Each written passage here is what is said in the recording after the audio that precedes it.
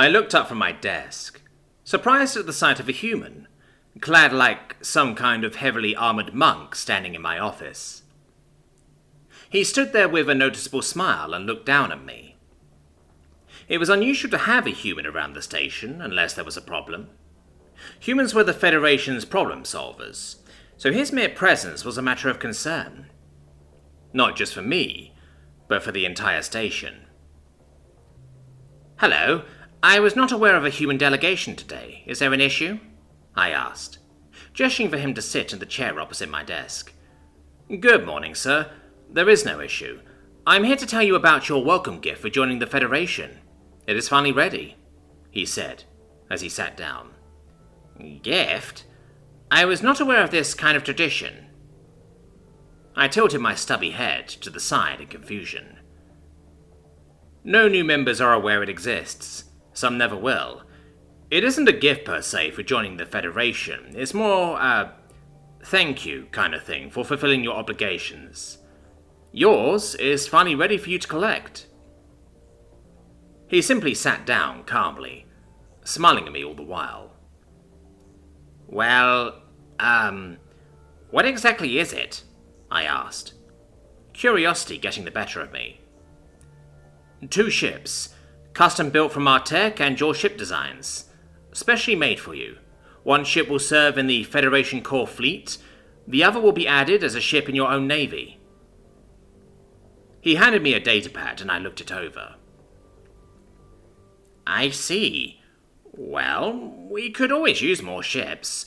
What are these ships like exactly?" I asked, with an eye stalk slightly tilted to the left. "You'll see. We love giving gifts and things. The surprise and shock makes it worth it. It is ready for collection.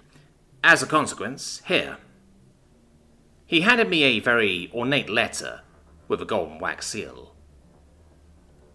I took it, trying to be careful not to get any mucus on it. Oh my. "With this, you will have temporary access to the human home star system.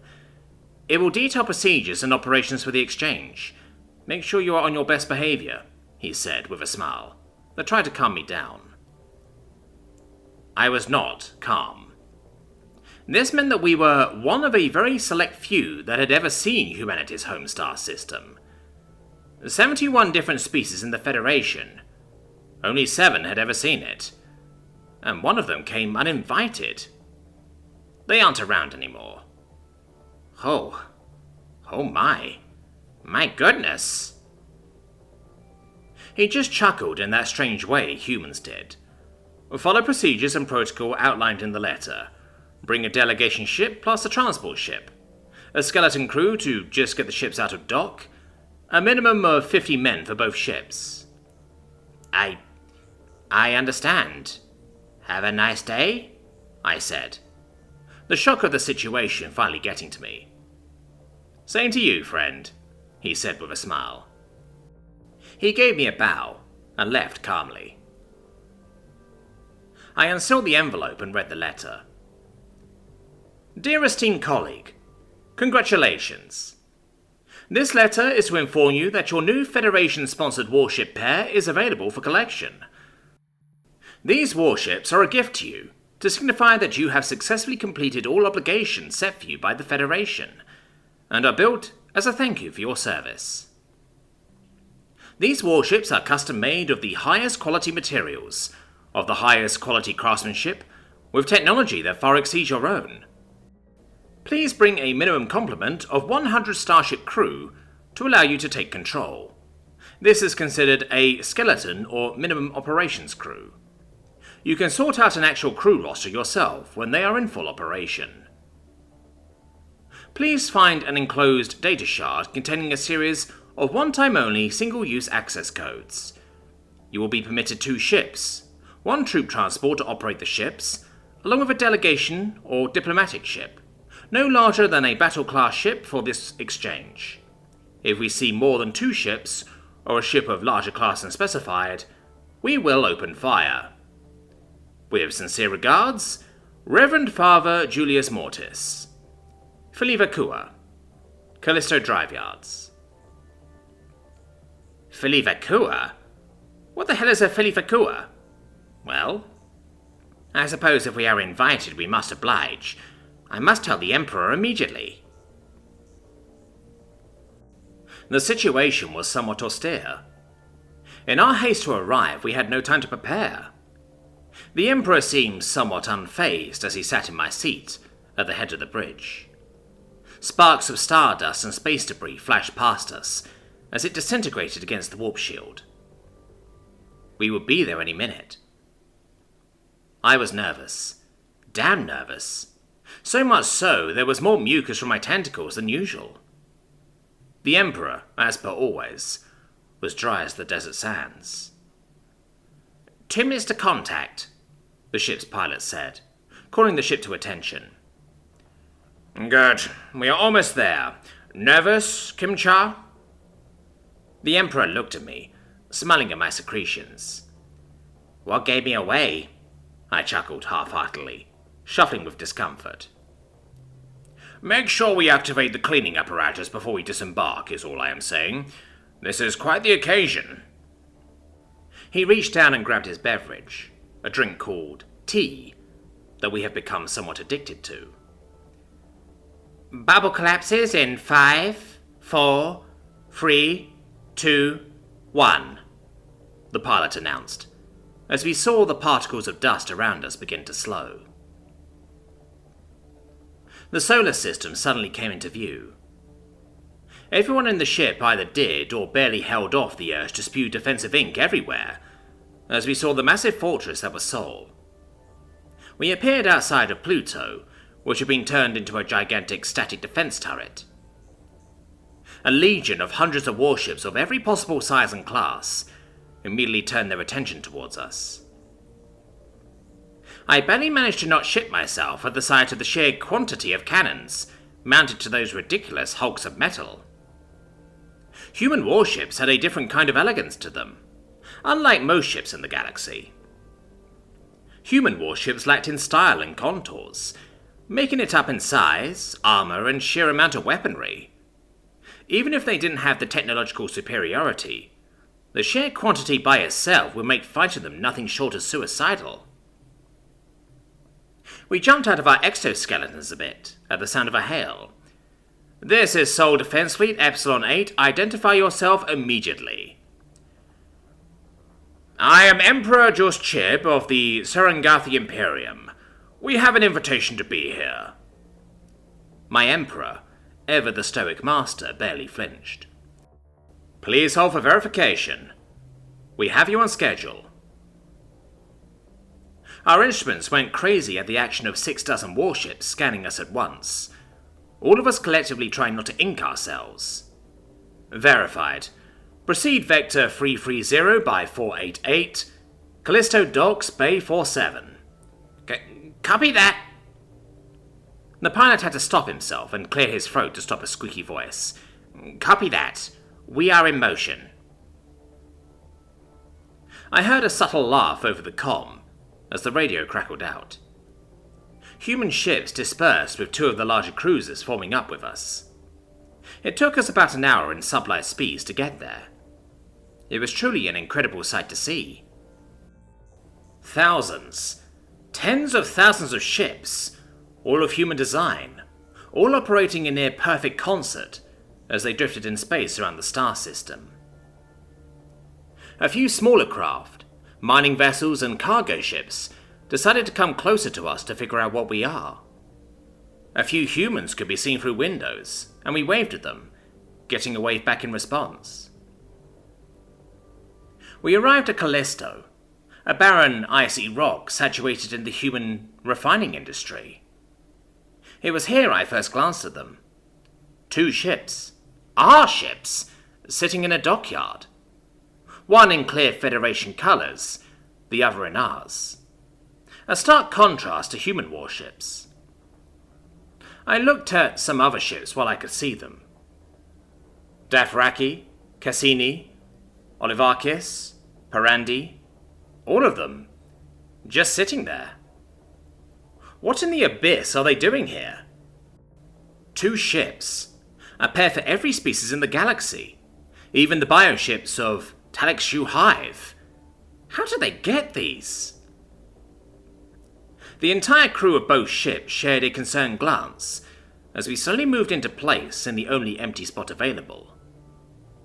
A soft thunk signaled we were docked to the station. The Emperor stood up, and we all instantly snapped out of our stupor to full attention. "Right, let's go then. By the abyss, this system is fascinating," he said, as he headed towards the airlock. The security team that greeted us was minimal. One of the human ambassadors I knew well was there. The most striking thing I saw, however, was the group of 7 monks standing nearby, wearing dark purple robes, gilded with gold trimming. Each one had a face mask of an intricate and handmade design, connected to a very high-quality pressure system. Under the robes, I could clearly see heavy augmentation and armor plating. Each one carried with him a plasma spear in his right hand, a pistol in his left holster, and a rifle of some kind on his back. We tried to ignore the sight and greeted my fellow ambassador with the Emperor's blessing. "Andrew, my friend, so good to see you." I held my tentacle out to him. He grabbed it gently with a smile as we shook hands. "Indeed it is. An incredible day indeed. I wish you told us you were coming. We would have set out a red carpet or something. Had no idea the Emperor himself was coming." Andrew bowed to our Emperor in greeting. The Emperor smiled. "When given an opportunity to see the home system of the Federation's founders, do you really think I would miss this?" "Indeed. So, you have probably noticed on your approach what exactly sits in these dockyards. I assume you are curious?" he said, with a very cheeky smile. "Indeed we are. How did you get those ships? Even a Talikshu Hive bioship?" I said absent-mindedly. "We made them." "Well, they did," Andrew said, gesturing to the 7 monks nearby. "Wait, what?" "These are called Grand Royale-Class cruisers. Battlecruiser class, modular design template with a full suite of custom weapons, high-grade materials and reactors. Identical two of a kind, save for the paint job. Come, you need to see it to believe it. Let's show you your fleet ship first," Andrew said with a heady smile, as we all filtered out into the viewing ports towards the ship. A layer of our excess mucus followed us, with tiny plate-sized robots behind us cleaning up the mess as 100 of us squished off toward the docks. We all gathered round the viewing windows, crowding around the dock as we looked at our new ships. I had a ship engineer near me. He had his face fully pressed into the glass, his bulbous eye stalks firmly squashed against the plexiglass. He let out a loud, sensual squeal before collapsing in a wobbly heap on the floor, a babbling mess. Most other engineers or navigators likewise did the same. It was a collective orgasm of sorts. Both myself and the Emperor, along with a few officers, stood back at the sight and profusely apologized at the embarrassing display. The humans simply smiled at us, nodding knowingly, as if their own engineers suffered the same fate. Andrew held his hand up at us and offered the officers the first look at the interior. We walked in, and immediately one of our officers noticed something. This ship was magnificent, beautiful, regal, divine. The air itself held the freshest starship air I could ever breathe, as if I were in my own home on my homeworld. The air had a faint scent of some kind of plant native to the human homeworld that my data slate described as pine conifer, and it calmed and softened us as we breathed it in. The floor we squished upon was soft like the beaches of our homeworld, and the mucus we left behind us immediately vanished, soaking up into the floor without a trace, leaving it polished and immaculate. Every single surface, from guardrails to ceiling tiles, is covered in an engraved pattern, polished to a near-mirror sheen, and sterilized to an absolute state of cleanliness. Parts of the ship are made of a certain wood type that is used to make luxury furniture. It is varnished and cleaned to a perfect shine. The ship fit perfectly into our biology and customs. Crew quarters full of large-sized aquariums that could keep us in comfort, even under duress. Various holodeck displays containing our favourite pastimes and board games. The main bridge had control stations, fitted to make us as comfortable as possible. Holodeck and solid screen displays for all ship functions. The mess hall was already fully stocked, built more like a restaurant than a starship's mess hall. Every surface is sterile, clean. Tables made of our homeworld trees, chairs made of a luxury metal, covered in a thick cushion of Arcathian silk, again from our homeworld. The engineering officers who followed us were blubbering, wobbling uncontrollably the more they looked to the ship. "Wait a minute. Wait. Something is off here," the Emperor said, taking a very close look at a panel access point. He opened it, the sight of the gears and pistons inside making an engineer squeal in delight. This is... He looked at Andrew. "Is this entire ship handcrafted?" Andrew laughed. Yes it is. Every part, piece and component is fully handcrafted, from absolute scratch out of the best available materials, specially mined, refined and processed by the ship's makers. Every single engine turbine blade is position-made and custom-crafted in its own custom cast. Every pipe is position-crafted. Every railing is hand-welded. Every single piece of this ship, from floor towels to plasma cannons, is all made by the master hands of master craftsmen. The monks came into view behind him. "And all of it custom-made by only 7 men, built over a 2-year period. Plasma cells fully charged, reactor fully fueled, canteen fully stocked. She's ready to go at your order," the tallest of these monks said, handing me a velvet bag with the keycards and access codes. "One ship, this one, is meant for operation in the Federal Defense Fleet. You will crew it with a full complement of your best operators, and they will serve the greater whole in the Force Recon Response Fleet. The other ship, in your colours, will be added to your personal navy and serve in whatever capacity you wish. We only wish you follow standard operations protocol when dealing with any issues or disputes. Don't use this ship to engage in personal disputes or vendettas. She has 50 times the reactor power and combat strength of a dreadnought," Andrew said calmly. "So please, use this power wisely." This finally sent our officers over the edge, and they collectively came in yet another face-palmingly embarrassing display. My Emperor turned a shade of purple. "By the abyss," he said, then joined the embarrassing display.